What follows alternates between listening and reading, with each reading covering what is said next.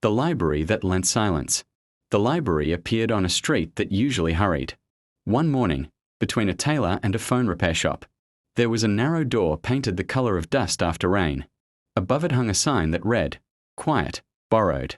Inside, the shelves were not heavy with books but with jars. Each jar held a different kind of silence. There was the pale hush of snowfall, the thick quiet of a held breath, the thin silence that follows an apology not accepted. Handwritten labels curled around the glass. A bell on the desk did not ring when touched.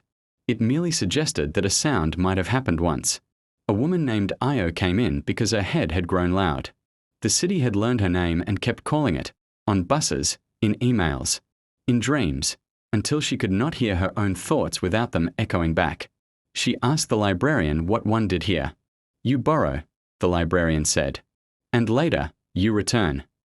Io chose a jar of early morning silence, the kind that lives before kettles wake and birds decide. The librarian uncorked it carefully. The silence poured out like light and settled around Io's shoulders.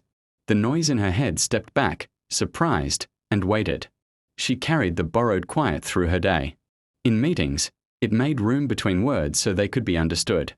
On the street, it softened horns into suggestions. At home, it sat with her while she cooked, saying nothing at all, which turned out to be exactly what she needed. But borrowed things change. By evening, the silence thinned. It learned her worries and began to hum with them. When she returned to the library, the librarian listened as Io poured the altered quiet back into its jar. "It's heavier," the librarian observed. "It remembers you now." "What happens to it?" Io asked. "It goes on the shelf," the librarian said, placing the jar among others that had once been empty. "Someone else may need exactly this." Io visited often after that. She borrowed silences for grief, for courage, for sleeping without counting losses. She returned them each time, changed, carrying traces of herself like fingerprints. Slowly, the shelves filled with quiet shaped by many lives.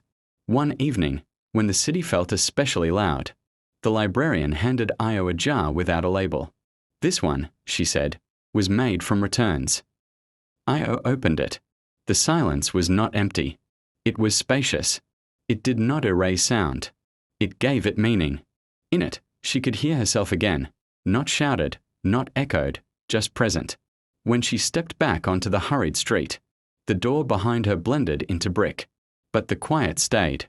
It wasn't borrowed anymore. It was shared.